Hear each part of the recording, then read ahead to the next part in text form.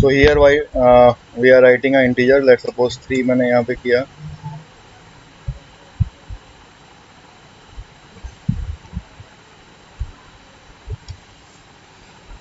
It is showing some kind of problem.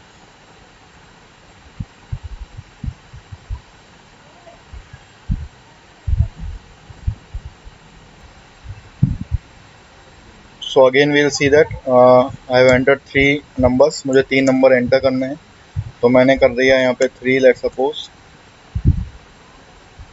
और उसके बाद 4 किया, और उसके बाद 5 किया. तो इसने मुझे एवरेज बता दिया 4.0. ठीक है. और उसके बाद दोबारा enter number of count. So if you want you can do it. आप यहाँ पे कैलकुलेट करके देखेंगे और whether it is showing the correct answer और नॉट. फाइन. तो in this way we can calculate the average. वैसे तो इसके अंदर लाइब्रेरी भी होती है numpy के अंदर, जिसमें कि हम मीन कैलकुलेट कर सकते हैं. But just to have a knowledge कि किस तरीके से एवरेज कैलकुलेट किया जाता है पाइथन में, वो भी हमें आना चाहिए. ठीक है. So because that is a part of machine learning. अब हम लास्ट प्रॉब्लम करेंगे आज की, in which we have to write the Python code to find the product of a set of real numbers. ठीक है. तो रियल नंबर्स के लिए हमें एक पाइथन कोड लिखना है. ठीक है. तो उसके लिए सबसे पहले क्या करूँगा, मैं यहाँ पे लिख दूंगा i इक्वल्स टू 0. मैंने एक वेरिएबल लिया i इक्वल्स टू 0, और दूसरा मैंने वेरिएबल लिया मेरा प्रोडक्ट इक्वल्स टू 1. ठीक है. तो यहाँ पे मैंने 2 वेरिएबल लिए हैं. एक तो मैंने लिया i इक्वल्स टू 0, एक लिया मैंने प्रोडक्ट इक्वल्स टू 1. अब मैंने यहाँ पे एक और वेरिएबल लिया काउंट इक्वल्स टू इंट, क्योंकि मुझे वो इंट में चाहिए. और मैं यहाँ पे लिखूँगा input enter the number of real numbers. ठीक है. कितने नंबर मेरे को एंटर कराने हैं. सॉरी, मैंने यहाँ पे डबल कोट्स नहीं लगाया. आप लोग ध्यान रखिएगा, यही सिंटैक्स एरर होते हैं स्टूडेंट्स, जो अपने को याद रखने होते हैं. अगर आप यहाँ डबल कोट नहीं लगाते तो it will show an error. तो इस तरीके की चीज़ें आप ध्यान रखिएगा. यही प्रैक्टिस में हमें समझ में आती हैं और हम इससे रेक्टिफाई करते हैं. और एटलीस्ट हम लोग फिर सिंटैक्स एरर नहीं करते, हम लोग फिर लॉजिकल एरर करते हैं. तो logical error is tolerable, but syntax error क्या है कि टॉलरेबल नहीं होती है. तो वो जब भी अच्छी होंगी जब आप इसको प्रैक्टिस करेंगे.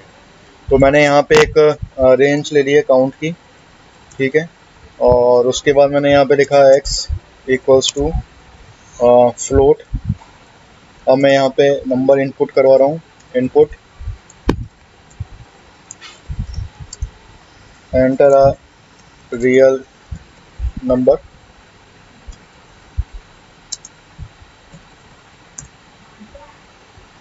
और उसके बाद मैं यहाँ पे प्रोडक्ट करूँगा. तो प्रोडक्ट मेरा ऑलरेडी 1 है. वो 1 मैंने इनिशियलाइज इसलिए किया जिससे कि कोई गार्बेज वैल्यू ना आए. और यहाँ पे मैं लिख दूँगा एस्ट्रिक इंटू x. तो जो भी वैल्यू x में आएगी वो प्रोडक्ट से मल्टीप्लाई होगी. तो जो सबसे पहली आएगी वो 1 से ही मल्टीप्लाई होगी. और वी नो दैट कोई भी चीज़ को हम 1 से मल्टीप्लाई करते हैं, it will give us the same result. अब उसके बाद मुझे कुछ नहीं करना, मेरा प्रोग्राम कंप्लीट है. मेरे को यहाँ पे सिर्फ प्रिंट करानी है value the product of the number is, और वो वैल्यू कहाँ से रिटर्न होगी, मेरी प्रोडक्ट से. ठीक है. Now let's execute this programme.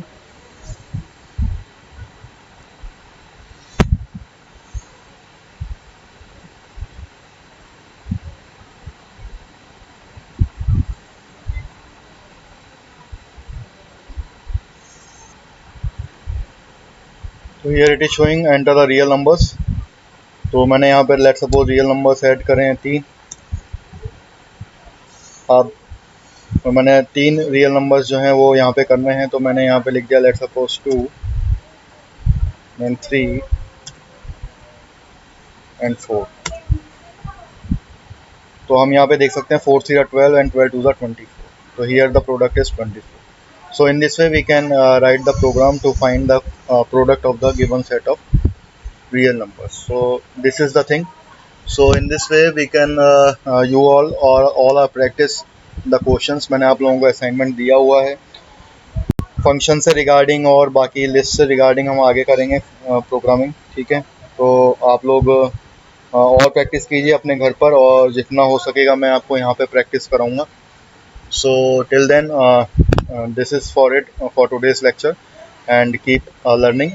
और फ्रॉम टुमारो ऑनवर्ड्स मैंने आप लोगों को I have already told you that out of 4 lectures 4 days lecture will taking 1 for the Python and 3 for the machine learning. So ठीक है students, so till this we are ending this lecture, and tomorrow we'll be starting with the machine learning. So thank you and keep learning.